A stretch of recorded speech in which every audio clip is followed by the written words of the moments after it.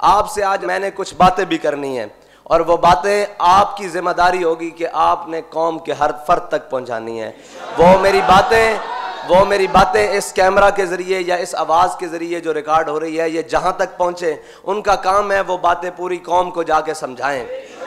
हाँ, अब हमने लच्छेदार तकरीरों में आके कश्मीर की तरह मसला भूल नहीं जाना। सिर्फ तकरीरें सुन के कि जनाब फलां जगह तकरीर हो गई, फलां जगह तकरीर हो गई, प्रोपेगेंडों में हमने नहीं आना। हमने आंखें खोल के रखनी है, जिस तरह हमारे कायद हमारे दिलों को हुजूर की मोहब्बत के लिए खोल के गए ना, कि कोई भी मोहब्बत की बात करेगा क़यामत तक इस मिंबर पर खड़े होकर या किसी भी मिंबर खड़े होकर, तो सबसे पहले लब्बैक वालों के हाथ बुलंद होंगे कि ताजदार खत्म नबुव्वत। हमने तो ये देखना ही नहीं कि ये चेहरा और ये बुत कौन खड़ा है, हमने देखना है कि बात किन की कर रहा है। बात मालिकों की हो रही है या नहीं हो रही? जो हो रही है तो हमने ऐसे दोनों हाथ बुलंद कर लेने हैं, और अगर नहीं हो रही तो हमने उसको एक सबक सुनाना है कि उन्हें जाना, उन्हें माना, ना रखा गैर से काम। हम तुझे गैर समझते हैं इसलिए कि तू मेरे आका मौला की बात ही नहीं कर रहा, और जो कोई बात करेगा हम उसके पीछे हाथ बांध के खड़े हो जाएंगे।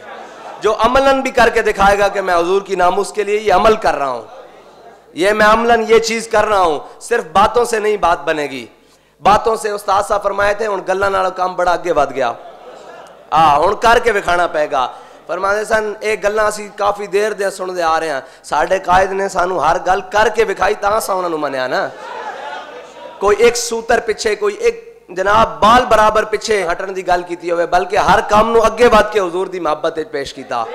इस वास्ते असां हुण किसे लच्छेदार तकरीरां च और किसे जनाब मुतासिर कुन अल्फाज दे अंदर आके हुजूर दी नामूस दे उत्ते कोई दूसरी राय नहीं रखनी कि मेरे आका मौला सल्लल्लाहु अलैहि वसल्लम के गुलामों, आज बड़े दुख दर्द के साथ चंद हकायक आपके सामने अर्ज करना चाहता हूं। इन्हें आपने दिल की खिड़कियां खोल के सुनना है, और इसी तरह जैसे आपने सुनना है और जो आपके जज्बात हो आपने कौम तक पहुंचाने हैं। अल्फाज मैं आपको दे रहा हूं, बाकी आप जब बात करेंगे तो मालिक उसमें असर भी देगा।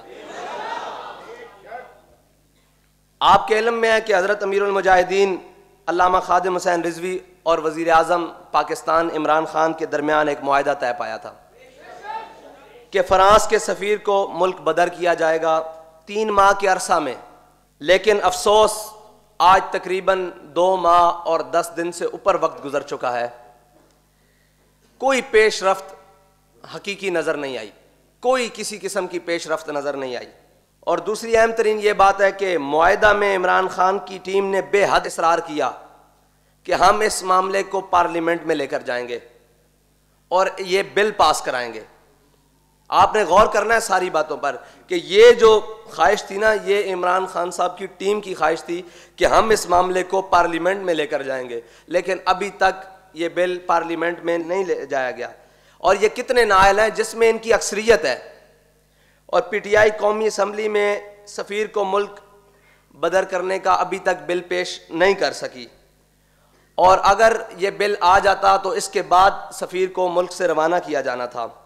आपको हैरत और अफसोस इससे भी ज़्यादा अगली बात पर यह होगा कि आप इंतहाई परेशान हो जाएंगे और आपकी सारी बात समझ में आ जाएगी कि अभी तक इमरान खान और उसकी टीम ने वो बिल तैयार ही नहीं किया, यानी कि उसको कागज पर ही नहीं लिखा। आप देख रहे हैं कि ये नामूस रिसालत के मामले में कितने संजीदे हैं।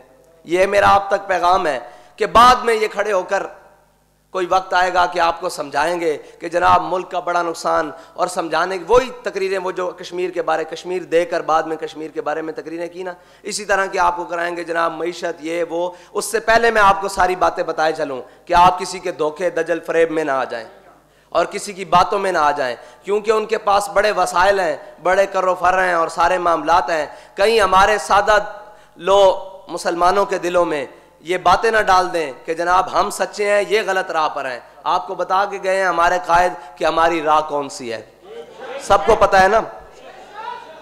जिस कौम के वजीर आजम का ये हाल हो कि वो अपनी बात कहकर जो उन्होंने खुद शामिल करवाई उस पर इतनी गैर जिम्मेदारी का सबूत दे, और इस मुल्क के बसने वाले करोड़ों आशिकाने मुस्तफ़ा सल्लल्लाहु अलैहि वसल्लम के जज्बात का एहसास न करे बल्कि उनको मजरू करे। और सच्चे आशिक रसूल जिन्हें खुद इन्होंने कहा कि जनाब जो भी था आशिक रसूल वो थे,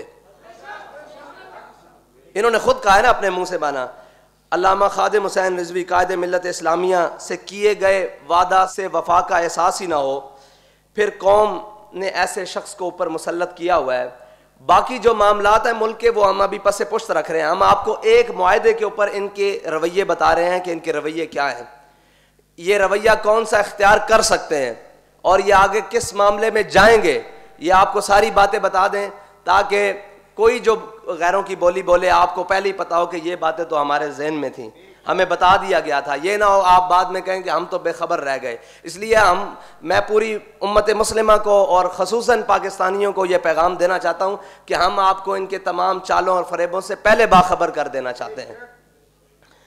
अगली बात जो मैं आपसे करने लगा हूँ ना, वो बड़ी गौर व फिक्र से सुननी है आपने, और हर मुसलमान तक ये पैगाम पहुँचाना है कि वज़ीर आज़म इमरान खान साहब ने जो जुल्म किया वो मुआहदा ऐसे ही नहीं तय पाया गया, उसमें 50,000 शेल बरसाए गए, कई लोगों की आंखें ज़ाया हुई, कई की टांगें टूटी और बड़े बड़े नुकसानात हुए।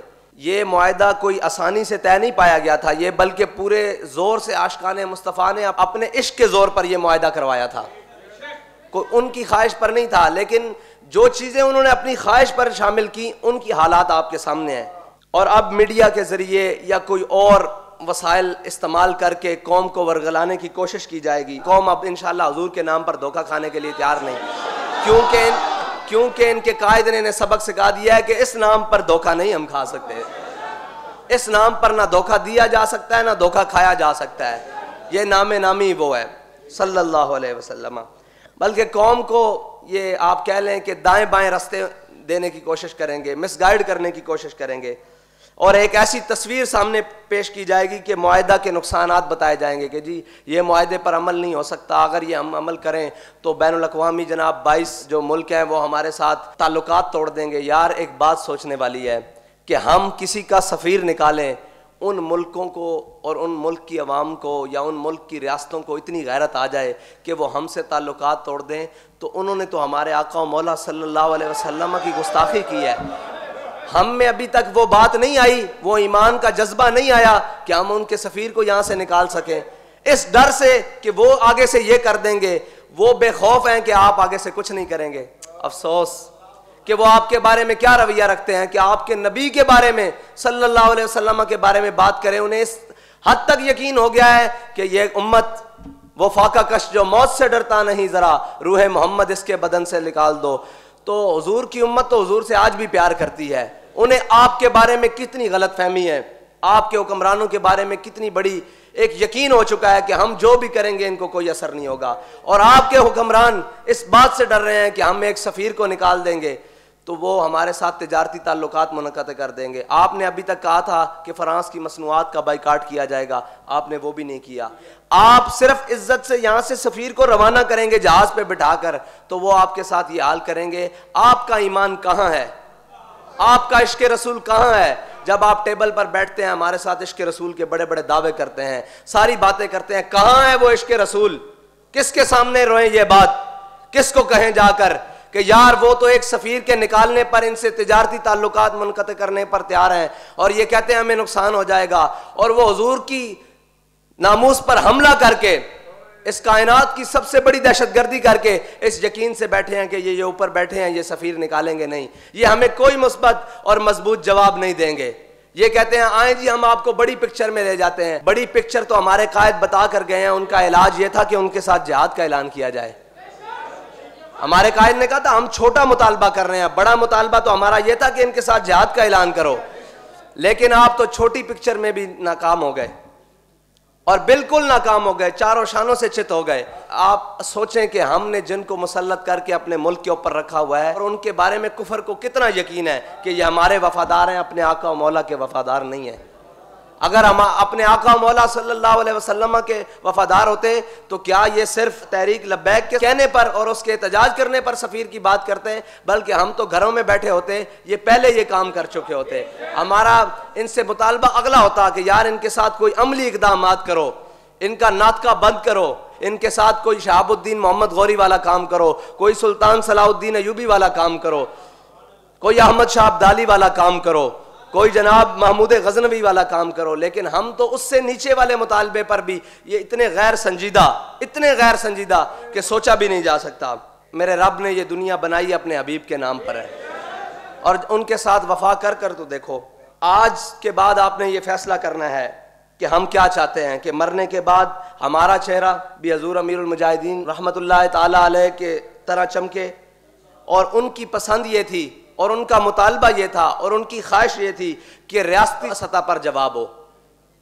यही कहते थे ना कि उन्होंने हमारे आका और मौला की रियासती सतह पर गुस्ताखी की है, तो जवाब भी रियासती सतह पर हो।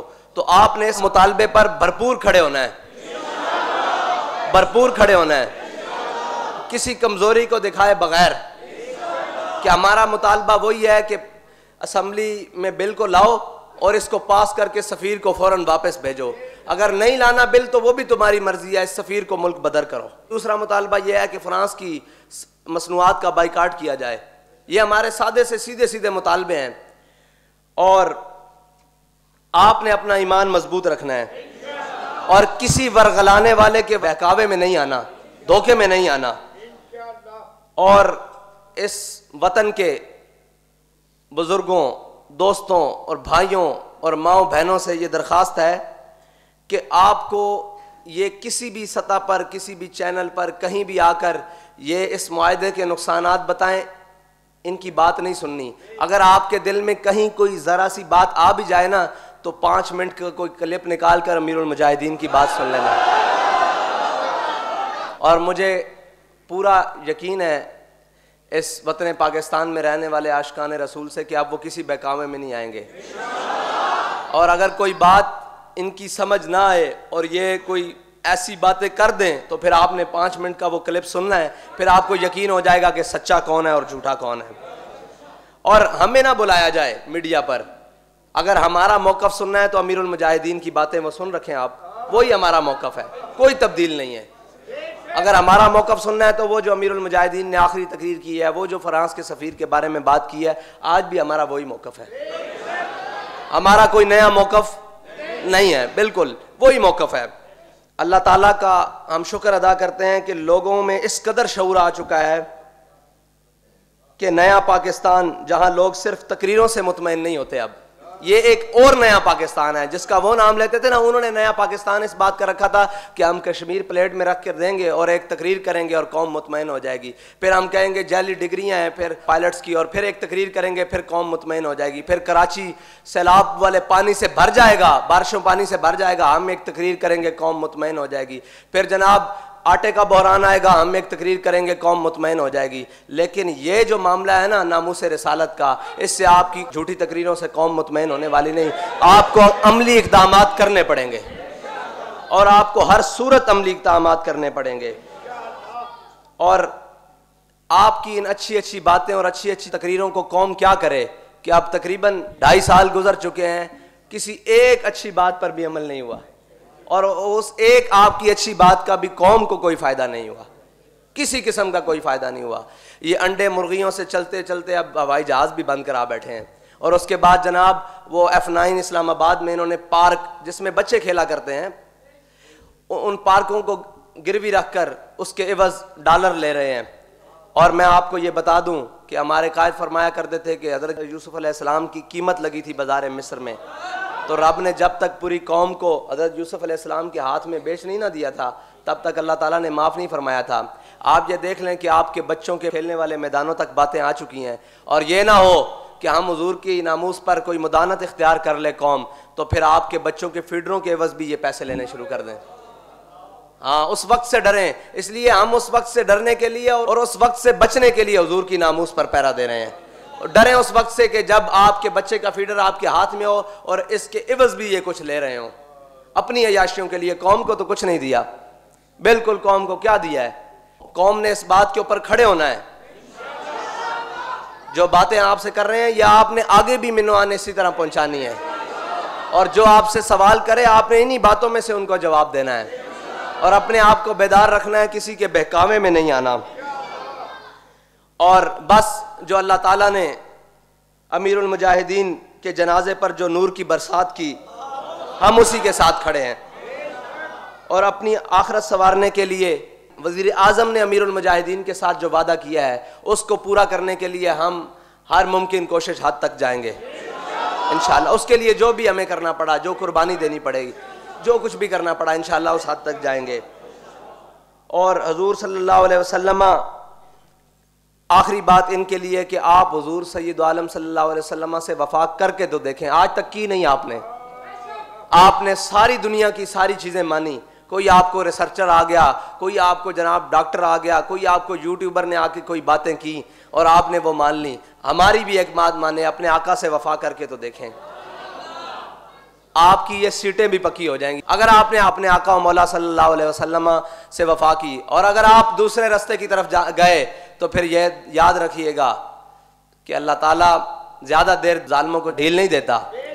फिर आप अपनी जो इक़्तिदार है ना उसमें आखिरी कील यही ठोंकेंगे कि हुजूर की नामूस से गद्दारी करेंगे और हुजूर के ग़ुलामों के साथ वादा खिलाफी करेंगे और इन पर जुल्म की तरफ निकलेंगे। फिर देखिएगा रब आपके साथ क्या करता है। फिर वो मेरे मालिक को गवारा ही नहीं है। फिर वहाँ तो फिर अबू जाल को लम्हे डाल दिया जाता है, उमैया को लम्हे डाल दिया जाता है। साथ फरमाते थे ना ग़ज़वा बदर वाले दिन, उमैया को उसकी बीवी ने कहा कि ना जाना, मैंने ख्वाब देखा है तुम नहीं बचोगे। उसने कहा मैं बस ये आगे आगे पड़ाव तक जा रहा हूँ, लश्कर को रवाना करके आऊँगा। हमारे कायद फरमाते थे कि हदीस की किताबों में है, फरिश्ते उसे उमैया को धक्का देते हुए ना मैदान बदर में ले आए। जब मैदान बदर में उसने गुड़ बनते देखा ना तो फिर वो भागा। फिर हजरत बिलाल ने आवाज लगाई, फरमाया जा उमैया हलका बिलाल। फरमाया जे आज उमैया बच गया ना तो बिलाल नहीं बचता। अत एक गल कर दईए तुहानू कि जे तुसा नामूसे रिसालत उत्ते गद्दारी कर दी तो तुसी भी नहीं बचते, कोई भी नहीं बचेगा। फिर तुहाडे इक़्तिदार शिदार कुर्सियां सारियां लपेट दित्तियां जाणगियां। इस वास्ते अपने आका मौला नाल वफा करो। साढ़े कोलों कोई अच्छे अल्फाज की तवक्को रखते हो, साढ़े कोल कोई अच्छी अच्छाई की उम्मीद रखते हो, इन पाकिस्तानियों को हुजूर दे आशिकां को कोई अच्छाई की उम्मीद रखते हो तो हुजूर नाल वफा करो।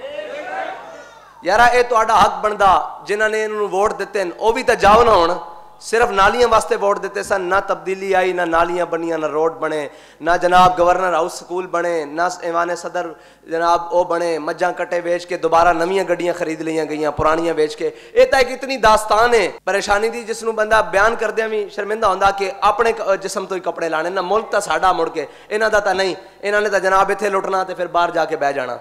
बैठे नहीं होए, पहले भी देखो बैठे नहीं होए लुट के, और इन्हें भी इस तरह करना है ना लुट के। हुण तुहाडे कोल आखिरी मौका कि तुसी हुजूर सय्यद आलम सल्लल्लाहु अलैहि वसल्लम दी नामूस दे उत्ते खड़े हो जाओ, पहरा दिओ ते तुसी फिर इंशाअल्लाह देखो तुहाडे वास्ते 12 लगदियां।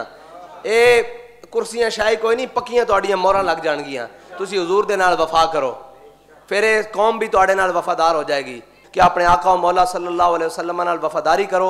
उम्मीद है कि जो मैंने बातें आपसे की हैं वो बातें आप अपने दिल की खिड़कियों खोल के सुनी होंगी और यही बातें आप कौम तक पैगाम पहुंचाएंगे कि हमने किसी के बहकावे में नहीं आना। कोई कहे कि हम दरमियानी रास्ता निकालेंगे, बाबा यही दरमियानी है जो आपको बताया है। इंतहा वाला रास्ता हमारे कायद हमें बता के गए हैं जो आपने करना था।